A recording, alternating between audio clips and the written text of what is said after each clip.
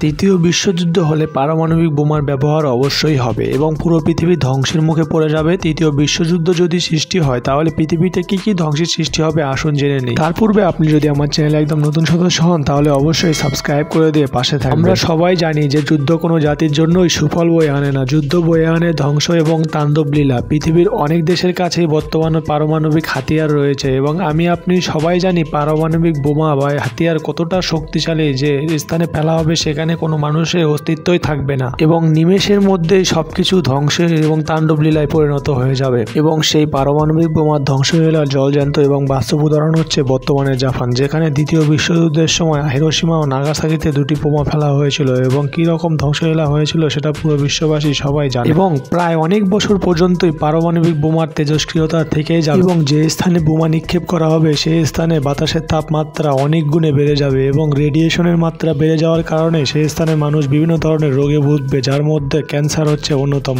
এবং সেখান থেকে পঙ্গু শিশু জন্মগ্রহণ হবে এবং আরও অনেক সমস্যার সৃষ্টি হবে। বর্তমান প্রেক্ষাপটকে সামনে রেখে যদি বিশ্বযুদ্ধ সৃষ্টি হয় তাহলে অনেক বড় ধ্বংসলীলার সৃষ্টি হবে, যেখানে অনেক দেশের ওপর পারমাণবিক বোমা নিক্ষেপ করবে। যদি পারমাণবিক অস্ত্র ব্যবহার হয় তাহলে আমার মনে হয় মানবজাতির অস্তিত্ব পৃথিবী থেকে হারিয়ে যাওয়ার সম্ভাবনা রয়েছে। আমরা সবাই জানি দ্বিতীয় বিশ্বযুদ্ধের সময় আমেরিকা জাপানের ওপর যখন পারমাণবিক অস্ত্র ব্যবহার করেছিল তখন হিরোশিমা নাগাসাকিতে অনেক মানুষ নিমিষের মুহূর্তেই মৃত্যুবরণ করেছিল এবং অনেকেই আবার যন্ত্রণা ভোগ করেছিল এবং অনেকেই মারা গিয়েছিল। এবং আজও ওই স্থানে পারমাণবিক বোমার তেজস্ক্রিয়তা কিন্তু আছে এবং ওই পারমাণবিক বোমার ধ্বংসলীলার পরে জাপান কিন্তু বিনা শর্তে আমেরিকার কাছে আত্মসমর্পণ করেছিল। বর্তমানে দিন যত যাচ্ছে পারমাণবিক বোমার হুমকি যেন ততই বেড়ে চলেছে। বন্ধুরা, আজ আমাদের তৃতীয় বিশ্বযুদ্ধ নিয়ে চিন্তা এবং বর্তমান যুদ্ধের পরিস্থিতি খুবই দুঃখজনক। আজ যদি এলিয়েন বা অন্য গ্রহের কোনো প্রাণী আমাদের দেখে তাহলে তারা আমাদের উপর হাসবে, কারণ আমাদের নিজেদের ধ্বংস করার হাতিয়ার আমরা নিজেরাই তৈরি করেছি। ভিডিওটি সম্পূর্ণ দেখার জন্য আপনাদের অসংখ্য ধন্যবাদ এবং কমেন্ট বক্সে আপনাদের নিজস্ব মতামত জানিয়ে যান।